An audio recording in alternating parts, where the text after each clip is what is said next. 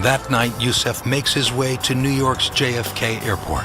Yousef boards his flight and flies first class to Karachi, Pakistan. But the perpetrator of the first 1993 attack on the World Trade Center is still at large. For Americans, Ramzi Yousef is now considered public enemy number one. 1994, the Philippines.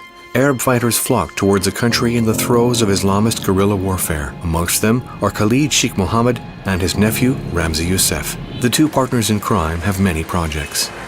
Posing as businessmen, they meet in bars in Manila, mostly karaoke bars, to ensure their conversations cannot be recorded. An exotic setting. Both men develop relationships with local Manila girls who are happy to go out with rich businessmen. They will use them to carry out their plans, asking them to buy components needed to manufacture their next bombs. At first, they plan on assassinating Bill Clinton, but they finally choose to target the Pope, scheduled to come to Manila in January of 1995. Ramzi creates a new devilish device that is untraceable. He was here to perfect a bomb that would become an invention of the decade, or if not the century, which is a liquid bomb, okay, that cannot be detected by metal detector in the airport. And he tested this bomb in several locations. One of the tests that he conducted was to put this liquid bomb in a theater in Manila. It's called Greenbelt Theater. Okay. He ordered Khalid Sheikh Mohammed to put the liquid bomb below the seat of the movie house. So it exploded at around 10:30 in the evening. Only one person is wounded in the theater, but the test is conclusive. The next step, the installation of an explosive device on a commercial airliner. Ramzi Yousef boards a plane in Manila headed for Japan. During the layover on the island of Cebu, he disappears, leaving the device under his seat. The bomb explodes according to plan, killing a passenger, but the pilot manages to land the plane in Japan. Just one row of seats away, the plane would have exploded mid-flight. I flew to Manila at the time to investigate what was going on, but we had no clear notion yet of what was actually planned. And when the intelligence emerged about the plot, and the intelligence emerged actually accidentally, just as a result of a fire in the apartment where explosives were being concocted. In this six-story building on President Quirino Boulevard, Yousef has set up a terror workshop with his old friend Abdul Murad. He has transformed the kitchen into a bomb factory. As Yousef cooks up explosives by the sink, the concoction accidentally ignites. The acrid smoke drives the two men from their apartment. It attracts the attention of the Philippine National Police. Yousef escapes to a nearby karaoke bar, but he sends Murad back to his apartment to retrieve his Toshiba laptop, which he uses to store his plans for terror attacks. Police arrest Murad as he tries to flee. They also seize the laptop. Yousef is watching from across the street. Within hours, he buys a first-class ticket to Singapore and slips out of the country. Days later, at this Philippine military base, members of the Philippine National Police are interrogating Abdul Murad. He refuses to say much. After a month, he finally cracks. He reveals details of terrorist schemes that he developed with Ramzi Yousef. They had up to 7 targets, including the Trade Center, the Pentagon, a nuclear facility, CIA headquarters, the Sears and Transamerica Towers, and the White House.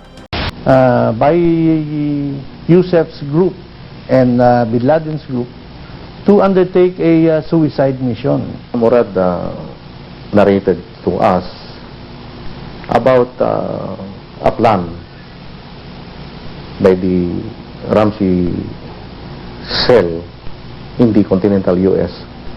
And they found more evidence pointing to other targets, evidence the Philippine government says it passed on to the U.S. The targets they listed were CIA headquarters, Pentagon, Transamerica, Sears, and the World Trade Center.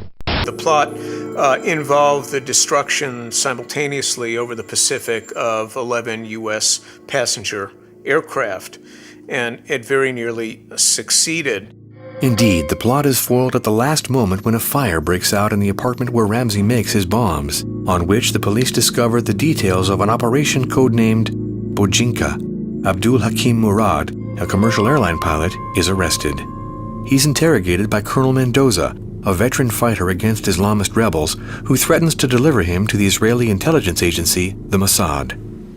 You are telling 50% truth, 50% liar. Maybe if this lie will exceed 50%, I will not waste my time again here and deliver it to you, to the Israeli again. I'm becoming impatient. You are creating stories that are unbelievable. But I'm starting to believe on him. Why? Because I have seen his eyes. He's not winking. He can see me eye to eye. And that's what I'm after. I have seen these eyes long time ago, several times. So this guy is telling me the truth. Analyzing the computer's contents, investigators then discover new elements. It's the follow-up to the Bojinka plan, whose concept is radically new. That's the biggest surprise. When the third component of the Ublan Bojinka is the seizing commercial aircraft in the continental U.S., controlling it, and diving crash specifically to Langley, Virginia, okay, and other targets. How did you know this? Because Ramzi Yousef is telling me. So you are admitting that you are one of the pilots. Mr. Murad, I remember that you told me that you studied pilot here. Who are your companions? There is a pilot training in the US. So I was again mesmerized. He is emphasizing, Mr. Murad is emphasizing that it is a suicide attack using an aircraft. Do you think that some of the pilots of 9/11 were already in 95 ready to operate? Yeah, based on my analysis, some of them might be there already. I have reasons to believe that it was the blueprint of 9/11. Colonel Mendoza insists that he shared all this information with the FBI. The FBI acknowledges receiving intelligence from Mendoza, but claims there were no details about the plot that became 9/11.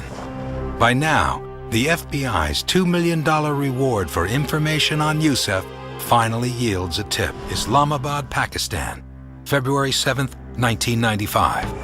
A team of American and Pakistani agents race through Islamabad toward the Sukasa guest house.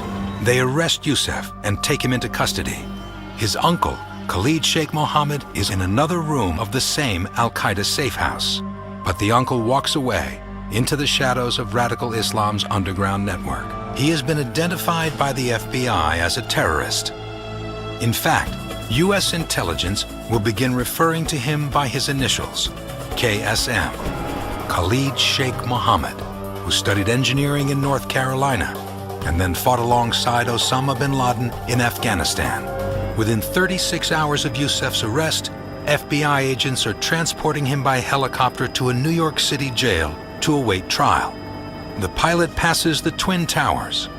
One of the FBI agents lifts Yousef's hood and points toward the World Trade Center. See? It's still standing, he says. Ramzi Yousef replies that if he'd had enough time and money, he would have brought the whole thing down. Ramzi Yousef, while born in Kuwait, was born of Pakistani and Palestinian parents. So the Palestinian cause would have been something inculcated in him from early childhood on, and the enmity towards the West, but Israel in particular, was something deeply seared within him. Here was a man with very powerful educational credentials to play a very active role in designing airborne explosives and in technically planning operations. One of the interesting aspects about Ramzi Yousef is his family connection. He is the nephew of Khalid Sheikh Mohammed, who was the architect of the 9/11 attack. So we have a family tradition of radicalism here.